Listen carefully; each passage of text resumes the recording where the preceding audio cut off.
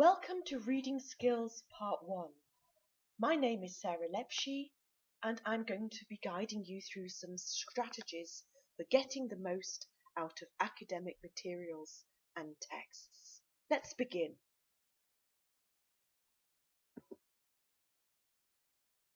Okay, my first tip that I want to give you today is getting the gist of an article or document or paper. Now what I mean by gist is that basically you're scanning the article with your eyes to gather as much information as possible. What you're doing is getting the overview. Like a detective, you need to look for some clues. The clues come from the title. Maybe the article has subheadings, and that gives the game away. It could be more technical, and they're diagrams or graphics with titles underneath. Again, you can gather more clues there.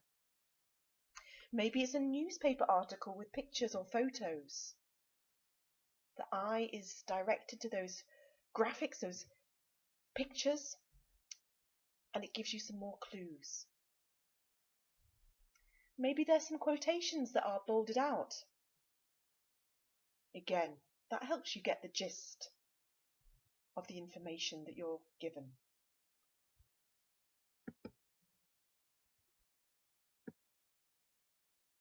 Strategy is that you need to get the details. After you've got the gist, the overview in your mind, then you need to start reading more closely. Now, my advice for you, especially if it's academic work, get a notebook, take some notes. This helps you to become a more active reader rather than a passive reader that can switch off and fall asleep. It helps you retain the information. Taking notes helps you to concentrate. You can do this on your laptop or just with a pen and paper. Now, if it's your own book or copy, then you can obviously use highlighter pens and take some notes in the margin. Now, I'm a visual learner and it always helps me to colour code things. So I use a lot of coloured highlighters. I also make little symbolic signs in the margin, little pictures perhaps, that helps me remember what I was thinking about when I was reading. For instance, in my little code, I often have a star. That means this is an important point. I need to bear that in mind. Another little symbol I use is the question mark. And obviously that means I need to follow that up later. I don't understand it properly. Maybe I need to look again or ask somebody. I simply don't understand.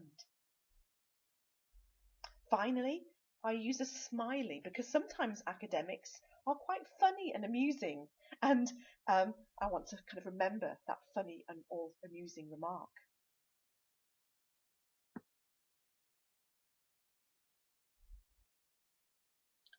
Do you need to understand every single word of a text? Well, the quick answer to this is no.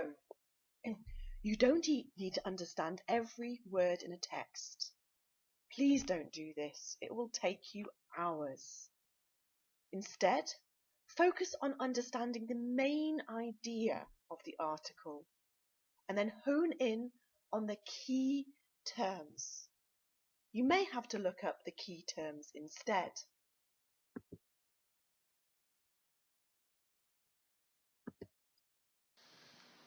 Okay, understanding texts. It sometimes helps to understand the context of the text, or the phrase or the sentence. Now you can guess many words just by understanding the context. Now the word for context in German is Inhalt. Okay, maybe you could look at the unknown word and try to figure out the part of the speech. Now, is it a noun? Is it a verb? Is it an adjective? It's a kind of a grammatical puzzle. You can do this before you even reach for your dictionary. A second strategy would be to look at the sentence that the word is in and try to figure out the context or the words that are linked to it. Now, little tip for you here, maybe saying the word out loud helps. What does the word sound like? I've got a good example for you here. I'll read it out to you. There were some rambunctious antics at the Cologne Carnival. Now, what does the word rambunctious sound like to you? To me, it sounds a little bit of a cheeky word. It sounds also like it could be loud, also a little bit chaotic.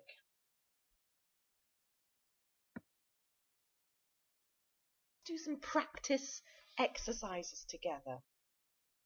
Sometimes you just have to look up a word in a dictionary. That's because it is a key term. Let's try this one.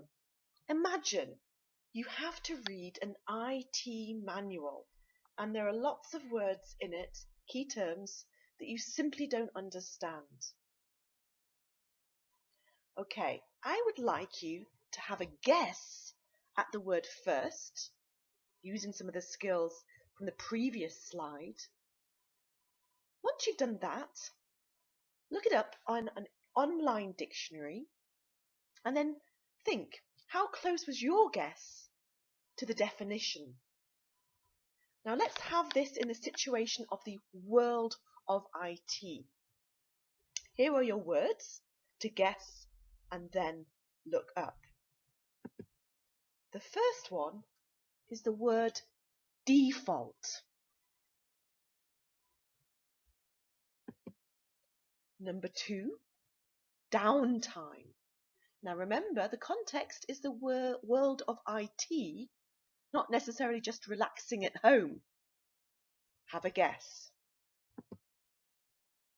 Number 3, to terminate.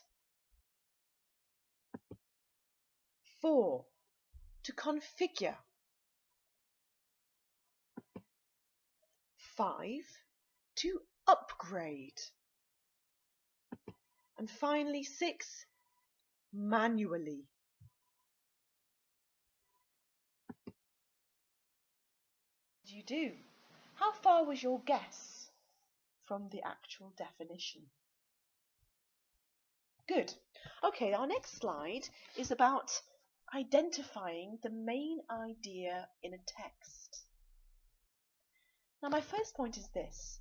It's the responsibility of the writer or author to make the argument clear to the reader, smiley face. Yeah, why am I smiling? Well, sometimes what we're reading isn't at all clear, especially in that academic material. What we need to be looking for is what's called a thesis statement. Okay, you might be asking, well, what is a thesis statement? Well, it's an overarching claim. It's the point, the argument.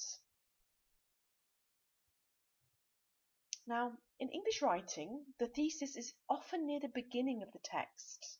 You'll probably find it in the introduction, or at least the first paragraph. And then, if it's a good writer, it should be stated again near the end, in the concluding part of the text, just to reinforce the argument. Furthermore, articles or texts will have what's called topic sentences, and these are smaller statements because often in articles, academic articles, there are sections, and these sections help to support and build up to the thesis. So what we're looking for when you're reading is the main idea, the thesis statement. We're going to have a bit of a practice with this with a lovely poem. Now this is a poem by the great poet, English poet W.H. Auden, and it's called Stop All the Clocks, Cut Off the Telephone. Now it's a pretty sad poem. I would like you to listen while I read and think, what is the poem about? What is the main idea? Stop all the clocks. Cut off the telephone. Prevent the dog barking with a juicy bone. Silence the pianos. and with muffled drum, bring out the coffin, let the mourners come.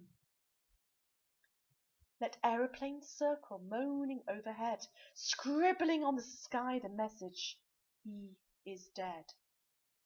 Put crape bows round the white necks of the public doves. Let the traffic policemen wear black cotton gloves. He was my north, my south, my east and my west, my working week and my Sunday rest, my noon, my midnight, my talk, my song.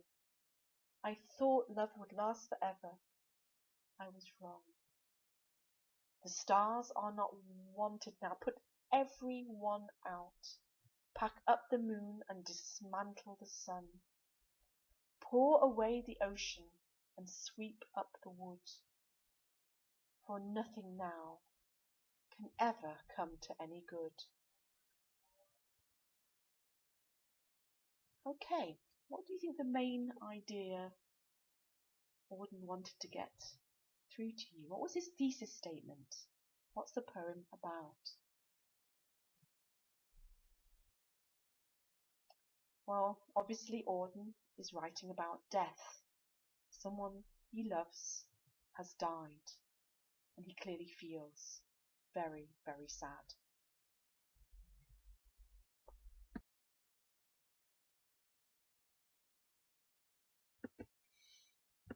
Well done!